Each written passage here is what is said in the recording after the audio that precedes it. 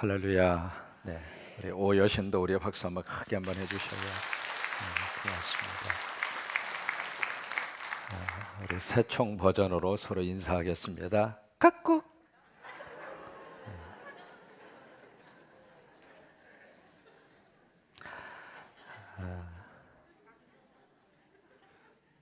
오늘 성경 말씀 속에서 참 부러운 사람 한 사람을 만날 수 있는데, 가난하게 태어났어요. 그 이야기는 세상적인 배경이 없었다, 그 이야기죠. 그때 무슨 사건에 연루가 돼서 감옥까지 가게 됐습니다.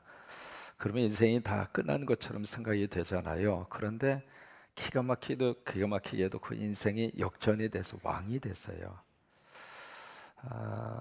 여러분, 이 정도의 어떤 스펙을 가지고 있다 그러면 성공한 사람 중에서도 대박을 터뜨린 사람이죠. 여러분, 그렇잖아요. 가장 밑바닥에 있던 사람이 최고의 정상까지 올라갈 수가 있었으니까. 그리고 이제 그 주변 속에 많은 사람들이 그를 추종하고 따라요. 그리고 마지막 절을 보시면은 그가 치리하고 있는 사람들이 무수할 정도로 그의 통치의 영역 안에 들어온 사람들이 엄청나게 많이 있었다, 그 이야기예요. 그렇다면 이 정도의 조건과 이 정도의 스펙을 가지고 있는 사람이라면 성공한 사람이잖아요. 그런데 오늘 전도서는 과연 이 성공이 진짜 성공인가, 그걸 묻고 있습니다. 우리 머릿속에 모든 매스컴뿐만이 아니라 우리가 지금 쉽게 접할 수 있는 서적도 마찬가지고, 눈만 뜨면 우리들이 지금 어느 유혹 속에 살고 있느냐면, 어떻게 하면 내가 성공할 수 있을까? 성공 자체가 나쁘다는 이야기가 아니거든요. 그런데 과연 무엇이 성공인가라고 하는 질문을 한 번 정도는 던져보아야 할 필요가 있다고 하는 것입니다. 그냥 맹목적으로 모든 사람들이 성공지향적으로 가고 있으니까 우리 자식도 그 길을 가야 되고 나도 그 길을 가야 되고, 그래서 만약에 생각한 성공이라고 하는 어떤 가이드라인이 있다면 그게 미치지 못하면 그 인생은 실패한 인생이라고 생각하면서 피해의식 속에 평생을 살다가 불행하게 끝나야 되는 것인가 라고 하는 문제입니다. 오늘 성경은 그 점에 대해서 다시 한번 심각하게 질문을 던지도록 그렇게 우리들에게 말씀 앞에 쓰게 합니다. 우리 머릿속에 묘한 하나의 생각이 있습니다. 뭐냐면 한국말 중에 대박이라고 하는 단어입니다. 과연 그 단어가 우리가 스스럼없이 쓸 수 있는 단어인가? 그리고 무엇을 우리는 대박이라고 이야기하고 있는가?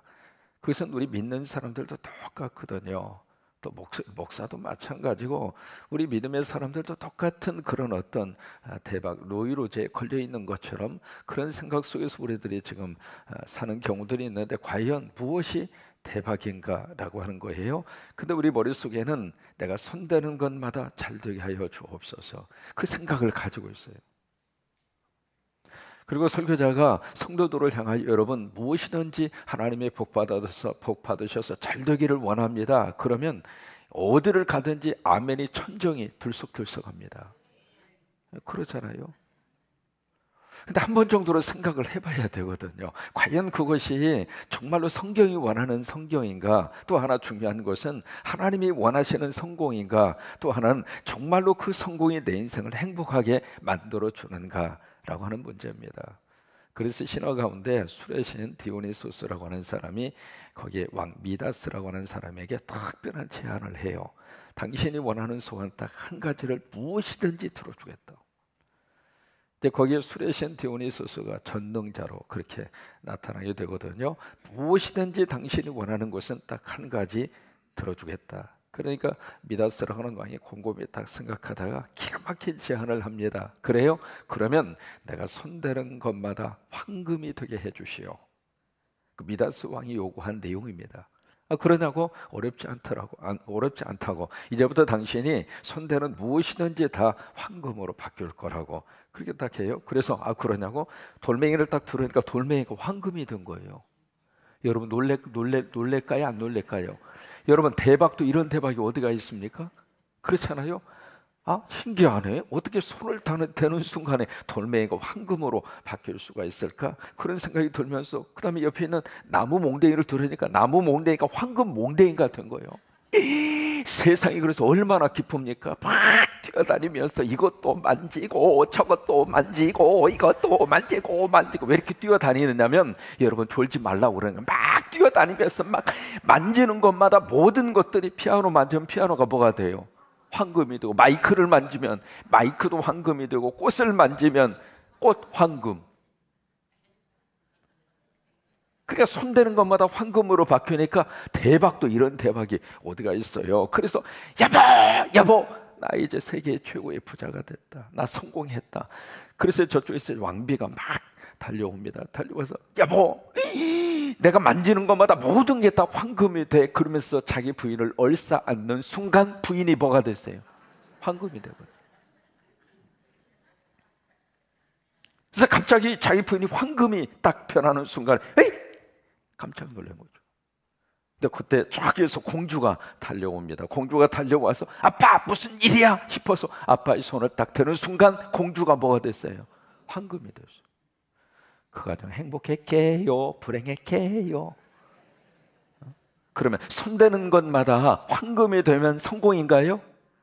그런데 왜 우리는 손대는 것마다 대박이 되게 해달라고 생각하고 있느냐고요. 결국 그의 기적의 손은 행복의 손이 아니라 결국 불행의 손이 되고 만 거예요. 그러니까 우리가 생각하는 성공의 개념을 이제 좀 바꿔야 될 필요가 있어요. 과연 뭐가 성공이냐 말이에요. 뭐가?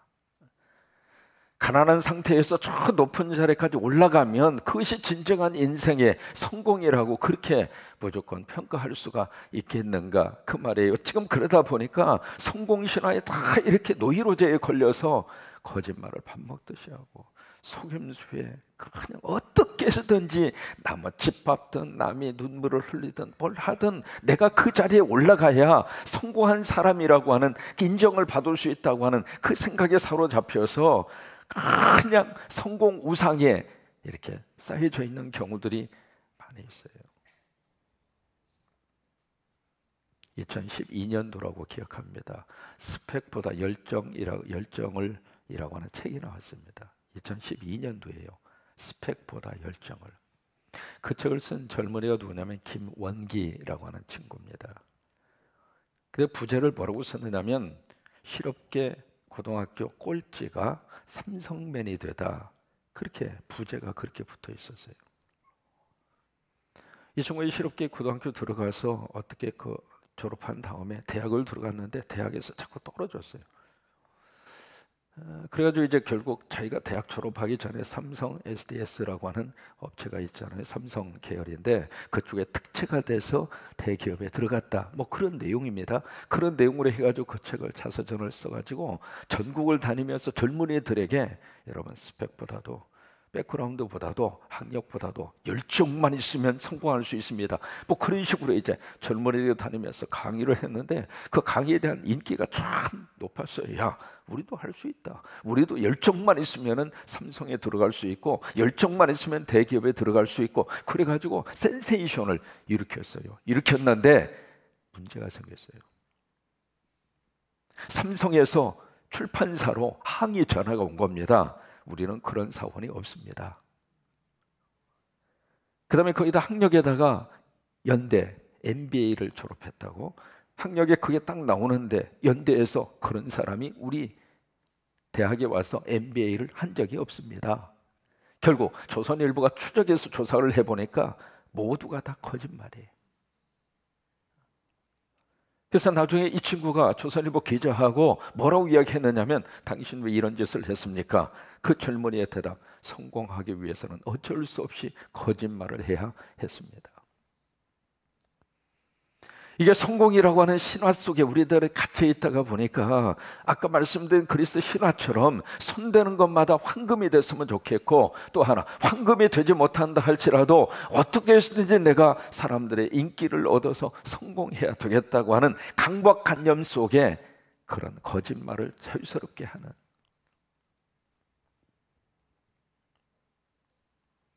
군인들에게 있어서는 별다는 것이 인생의 성공입니다. 그래서 별 진급하는 그 시기에는 할 수 있는 모든 것을 다 합니다. 어느 분이 이제 별 진급 그 대상 그 코스가 돼서 이분이 이제 성공회 성당을 다녔기 때문에 안 나가던 성공회 미사 새벽 미사도 가서 열심으로 기도한 거예요. 기도하는 자체가 나쁜 건 아니죠. 근데 이제 본인은 그렇게 가서 기도하고 부인은 어떻게 기도하느냐면 마침 연관성 있는 사람이 절을 다녀. 그래서 부인은 의도적으로 절로 간 거예요. 절에 가서 열심으로 또 불공을 드려. 그러면 이 사람의 머릿속에 하나님도 부족해서 지금 뭐까지 끌어당기고 있는 거예요? 부처? 님까지. 하나님 한 분으로서는 영 신통치 않은 거예요. 하나님 그 양반만 믿어가지고는 내가 그 자리에 올라갈 수 있는 가능성이 조금 흔들흔들 그 생각이 드는 거예요. 그러다 보니까 그러면 부처님까지 동원을 시키자 해가지고 여기도 가고 저기도 가고 그 사람의 머릿속에는 뭐예요? 성공 외에는 다른 게 아무것도 없다는 거예요. 과연 그게 성공인가? 여러분, 우리 사사 가운데 기드온을 만날 수 있습니다. 기드온 사사 기억하시잖아요. 이스라엘 백성이 미디안이라고 하는 나라에 의해서 7년 동안 죽을 정도로 고생을 해서 이 미디안 사람들이 어느 정도 악하게 했느냐면 1년 동안 열심으로 농사를 지어서 이렇게 추수를 해놓으면 그 사람들이 와서 왜 미디안 사람들은 철기 문화를 가지고 있었어요. 그래서 그 당시에 이미 무기를 손에 들고 있었고 이스라엘 백성들은 아무것도 없었어요. 그러니까 싸우면 100번 싸우면 100번 이스라엘이 져요. 그래서 7년 동안 미디안 사람에 의해서 엄청나게 고생을 해요. 고생을 하는데 하나님이 그 고생하는 그 속에서 이스라엘 백성들이 하나님 앞에 간절히 부르짖고 기도하잖아요. 사람은 속 편하고 마음이 편하면 하나님을 잘 찾지 않습니다. 인간의 존재가 그래요. 그러나 고통이 있으면은 그 순간에 하나님을 찾잖아요. 그래서 가장 힘든 그 고통의 현장에서 이스라엘 백성들이 하나님 앞에 막 부르짖고 기도하는 거예요. 하나님이 도와달라고. 그런데 그 눈물의 기도를 하나님이 외면하지 않아요. 마치 이스라엘 백성들이 애굽에 가서 너무 고통을 당하고 있었잖아요, 바로에게. 근데 그 순간에 이스라엘 백성들이 막 탄식하면서 하나님을 찾으니까 하나님이 그 이스라엘 백성들의 탄식의 눈물의 기도를 하나님이 들으시고 그 백성을 권고하신 것처럼 지금도 똑같거든요.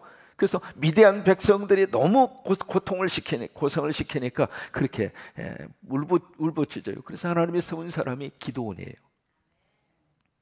기도를 세워서 이 백성을 하나님이 살려내는데 여러분 아시는 내용이잖아요. 미디안과 전투를 치르기 위해서 군사를 모집하는데 32,000명이 왔어요. 근데 하나님께서 너무 많다, 돌려보내라. 불러보내고 또 보내고 그러다가 물 마시는 자세에 의해서 딱 구별한 것이 9,700명 대 300명 해서 기드온의 300명이 거기서 나온 거잖아요. 그래서 결국 기드온 300명 군사를 이끌고 12만 5천 명을 무찌릅니다. 그 전투가 끝난 다음에 기드온이 완전히 민족의 영웅이 됩니다. 그렇지 않겠어요? 인기가 짱이잖아요. 근데 그 기도원 또 사람들이 인기가 올라가니까 당신이 우리나라의 대통령이 되어주시오. 그래서 기도원에게 와서 대통령 자리까지, 왕의 자리까지 올라가라고 그래요. 근데 그 순간에 기도원은 이것은 내가 잘나고 내가 능력이 있어서 싸워서 이긴 것이 아니라 하나님이 하셨다. 그 믿음이 있었어요, 기도원이. 그래서 나 안 한다고. 여기까지는 좋았어요. 만약에 기도원이 그 영성을 끝까지 가지고 있었다면 너무 놀라운 하나님의 위대한 사사예요. 그런데 기도원은 자신이 그 영성의 자리에서 그 다음에 권력의 욕심으로 바뀌어지는 거예요. 사람들이 봐서 자꾸 당신 아니면 안 됩니다. 당신이 아니면 이 나라가 더 이상 유지할 수가 없습니다. 그러니까 마치 자기가 대통령이 되어야, 왕이 되어야 이 나라가 안전하게 굴러갈 수 있을 것처럼 착각한 거예요. 여러분, 한 나라의 영성과 한 나라의 모든 주권과 역사는 하나님의 손에 있어요. 역사적으로 보면 어느 사람이 대통령 되느냐에 따라서 역사의 판도 확 바꿔지기도 했습니다만은, 그러나 결국에 가서는 하나님의 손에 있는 거예요. 사람은 그게 그거예요.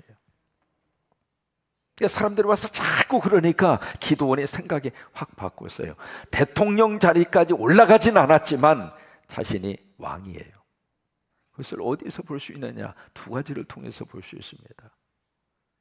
이 기드온은 미디안을 전투를 통해서 전리품을 얻잖아요. 그 전리품 가운데 금이 있습니다. 고대 전쟁에서 전리품 가운데 금은 딱 두 분에게 돌려야 돼요. 첫째는 하나님에게 돌려야 되고 두 번째는 제사장에게 금을 돌렸어요. 왜냐하면 그 금을 통해서 하나님의 성전을 꾸미라고. 그래서 전리품 가운데 금은 왕이라 할지라도 금을 가져가면 안 돼요. 근데 그 금을 누가 가져갔는가? 기드온이 가져가요. 그 금을 갖다 뭘 했는가? 에봇을 만들었어요. 그 에봇은 대제사장만이 입을 수 있는 옷이거든요. 기드온이 대제사장이 아니잖아요. 그런데 기드온이 그 대제사장만 입을 수 있는 에봇을 금으로 만들어서 자기 집에다가 딱 갖다가 놓은 거예요. 사람들이 자기 집 와서 막 우상 숭배하잖아요. 그 이야기는 바로 뭐냐면 자기가 왕이 된 거예요, 이미. 두 번째, 이 기드온은 부인을 그렇게 많이 둬가지고 자식을 70명을 낳았어요. 여러분, 부인이 많으면 생산 공장이 많잖아요. 공장이 많으니까 생산품이 많은 거예요. 그래서 자식을 70명을 두었어요.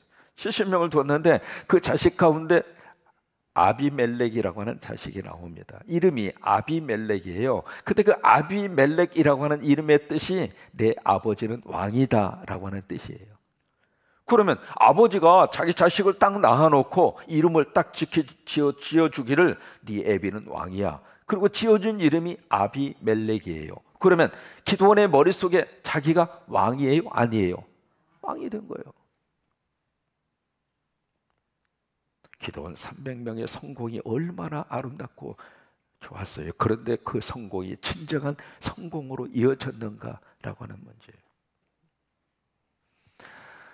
그래서 이 새벽에 우리가 정말로 살맛나는 세상을 위해서 정말 성공이 무엇이 성공인가 한번 두 군데 글을 좀 여러분에게 소개를 좀 해드리려고 그래요.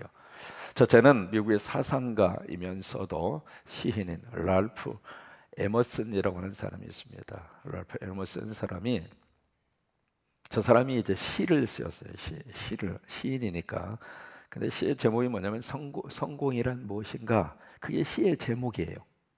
시의 제목인데 굉장히 이렇게 가슴속에 와닿는 내용이에요. 성공이 뭔가? 에머슨이라고 하는 미국의 사상가이면서도 수필가 시인인 에머슨은 우리에게 이렇게 성공에 대한 개념 정리를 해주고 있어요. 성공이란 자주 그리고 많이 웃는 것이다. 이게 성공이다. 알아라 까끄 성공한 거예요. 알아라 까끄 웃어주는 사람은 성공한 거예요. 우리 다 같이 한번 성공했으면 좋겠어요. 시작. 알아라 까끄.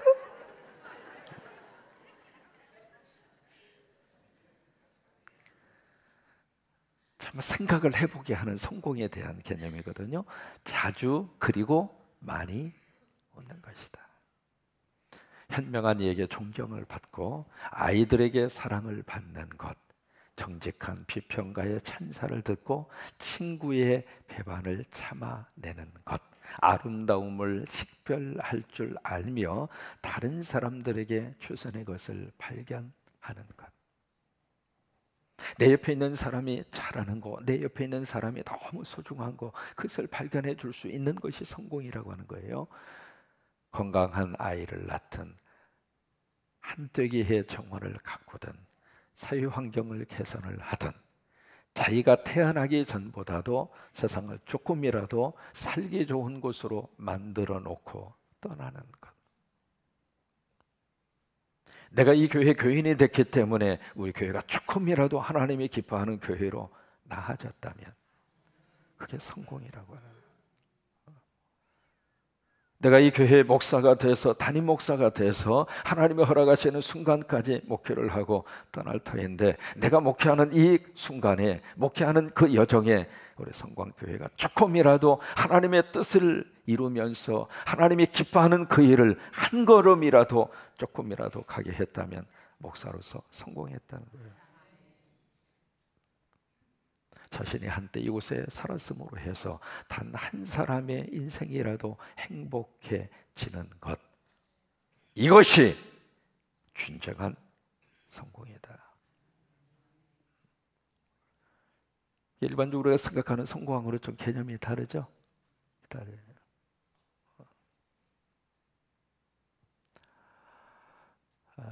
로버트 라이스라고 하는 사람 한 사람 더 소개를 하고 싶어요.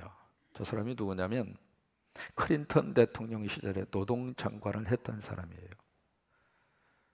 저도 미국의 장관의 자리로 올라갔다는 이야기는 성공한 사람의 대표적인 사람이에요. 근데 저 로버트 라이스라고 하는 사람이 아침에 새벽에 이렇게 일어나서 출근을 막 하려고 하는데 막내 아이가 침대에서 일어나가지고 아빠한테 막 달려요. 아빠, 아빠, 아빠. 그래서 이 새벽에 얘가 왜 이렇게 일찍 일어났나 싶었더니 그 아이가 뭐라고 이야기하냐면, 아빠, 저녁에 몇 시에 들어오시든지 간에 나를 좀 깨우라고. 그 시간에 12시든 새벽 1시든 아빠가 언제 어느 시간에 들어오든지 간에 그때 아빠 나를 좀 깨우라고.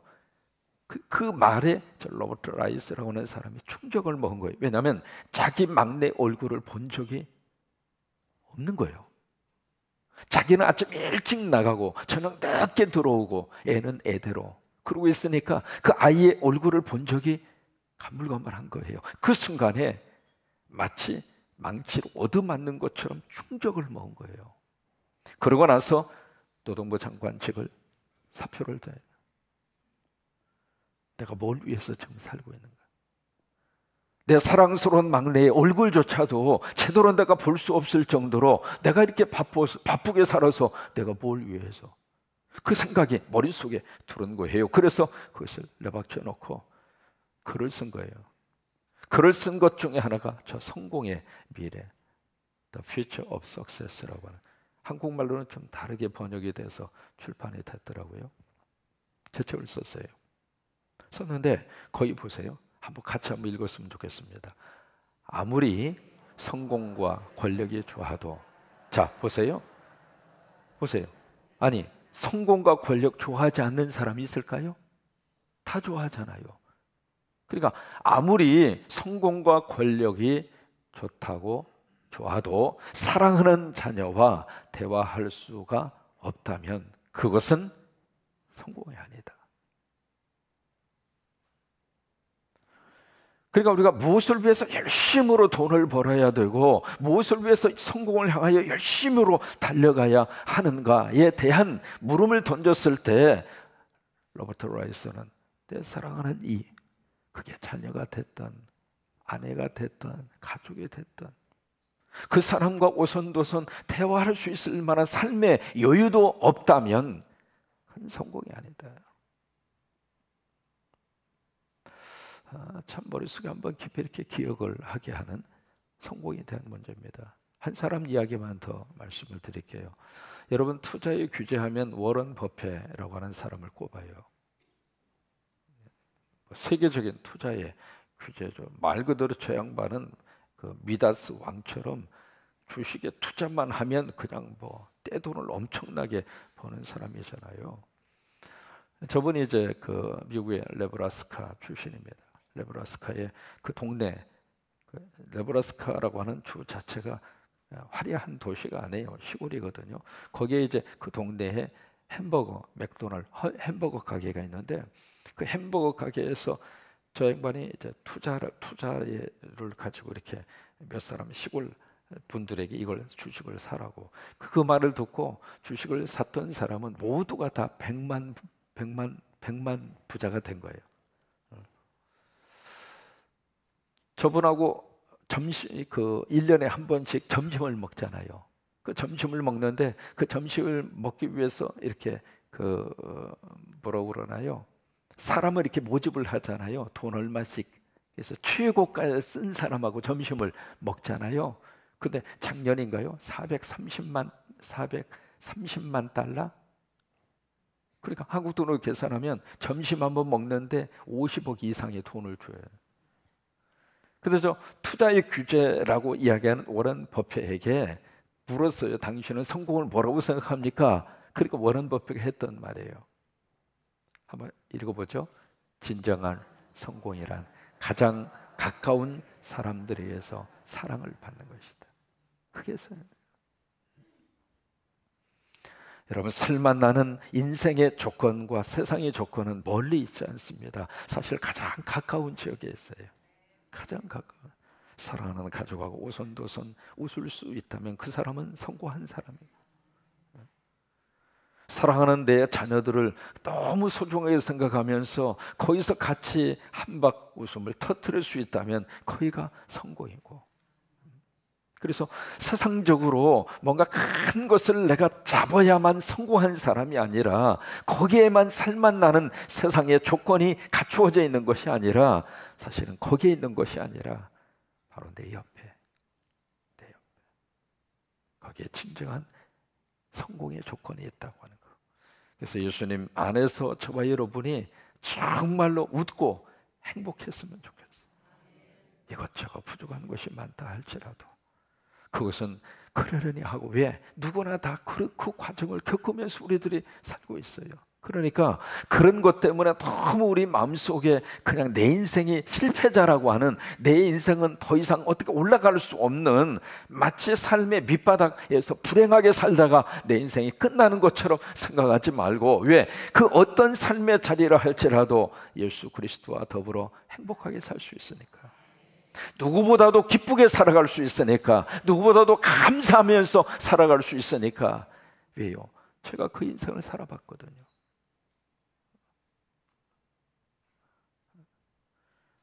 가장 밑바닥에서부터 내가 인생의 삶의 여정을 이민자로서 내가 살아보니까 사실은 별거 아니더라 이 말이에요. 그래서 저와 여러분이 이 전도서를 통해서 하나님이 주시는 이 말씀을 마음에 새기면서 오늘 하루 예수님 안에서 행복하시게 되기를 주의 이름으로 축원합니다. 정말로 진정한 성공, 하나님이 원하시는 성공자로 아름답게 살 수 있게 되기를 주의 이름으로 축원합니다.